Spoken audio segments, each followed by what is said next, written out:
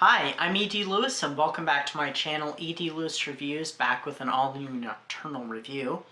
Before we get started, make sure you hit that like and that subscribe button and also leave a comment. I hear it's good for the algorithm and also it helps out the channel, and I love reading those comments, so please do all of those things if you haven't already. So the book I'm reviewing today is a book that I started earlier in the month, and I kind of fell behind on it, kind of at a crawl, because I kind of fell into a little bit of a reading slump. I'm still working my way out of it. I think my buddy read of The Midnight Club kind of helped. So, because I managed to start getting, reading this at a much better normal pace and not, like basically dragging myself. It wasn't the book, it was me, because the book is, let me just tell you right now, this book is awesome. So let me tell you what the book is. It is Code Red by R. St. Clair, Regina at Regina's Haunted Library. And I got an art copy. And let me just say, I know I've already said it's awesome, but it really is. This book's a wild ride, and I think you can already tell what my star rating will be later in the video.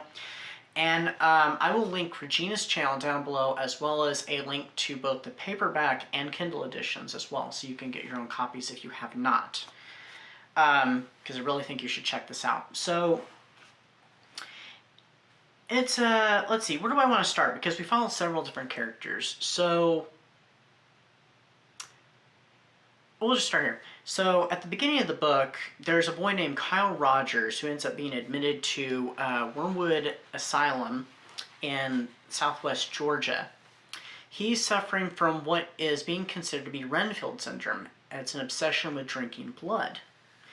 And he kind of acts kind of vampiric because he has this aversion to sunlight. When you mention God, he kind of cringes. He reacts to it very badly, and of course there's the blood thing.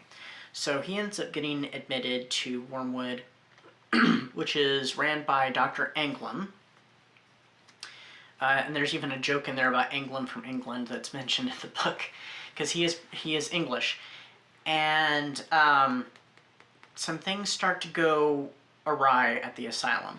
Now, working at the asylum is a candy striper by the name of Bobby Jean Cooter. She lives out with her grandfather, Silas, who's a bit of a hillbilly and stuff. He has some stills hidden out in the woods and stuff. He has this secret bunker, and he he lives in this trailer, and he has some very colorful phrases.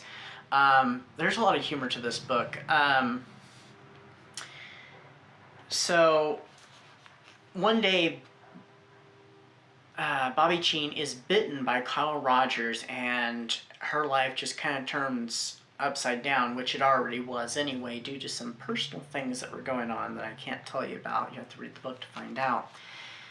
And, but one of these personal things is she meets this man named Barnabas Hellwig, who works out at the lab that's, basically next door to the asylum, and he is a specialist in blood.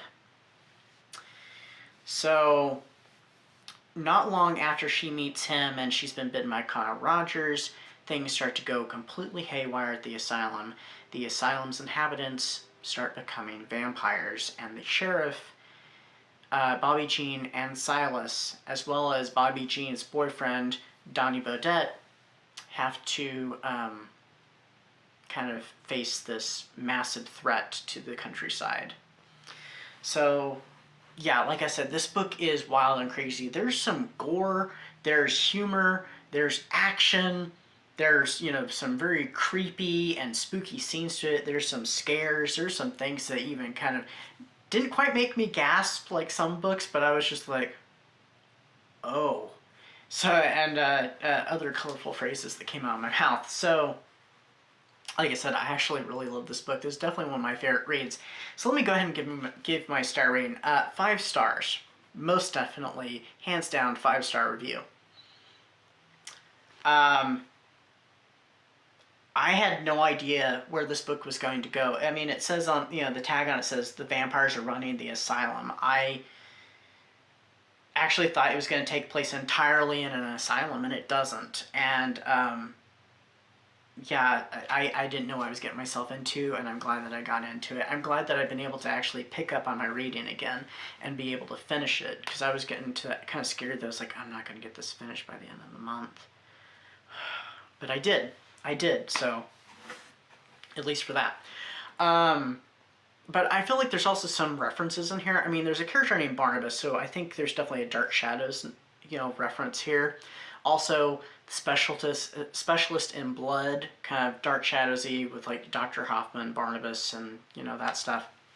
I also kind of, even though I don't know if this was intentional, but there's some chainsaw wielding in it, which kind of made me think of The Evil Dead, with Ash Williams wielding his chainsaw to fight the dead, the Deadites.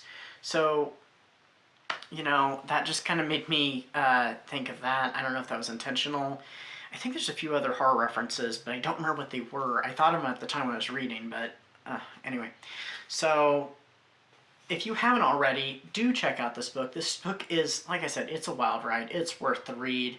And it's not a very long book. It's only around 200 some pages. It's a pretty good read. And each chapter, they're not very long chapters at all. And they don't really have like chapter number. It's just given a title like, I don't want to use that one. That might be kind of a spoiler.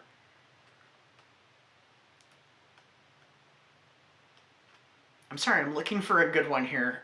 Here's one. This is pretty mundane. This one's called Lunch Date. So that just kind of gives you a little bit. And then some of them are character names, but other things tell other things that could be spoilers, and I don't want to do that. So anyway, do check out this book. I'll have links down below. I hope everybody's enjoying what they've been reading lately and had a great September. We're now in autumn, and September and October is just around the corner. So I'll see you in October, and I've got some things planned for it and a few spots available in my schedule where I can play with things a little bit, and if there's something completely unplanned, I can just do it. And I'm hoping that I can do my special Halloween thing. So we'll see. Are you excited about it, Helga?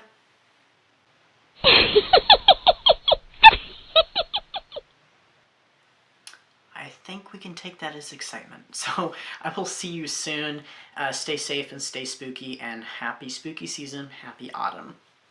Bye-bye.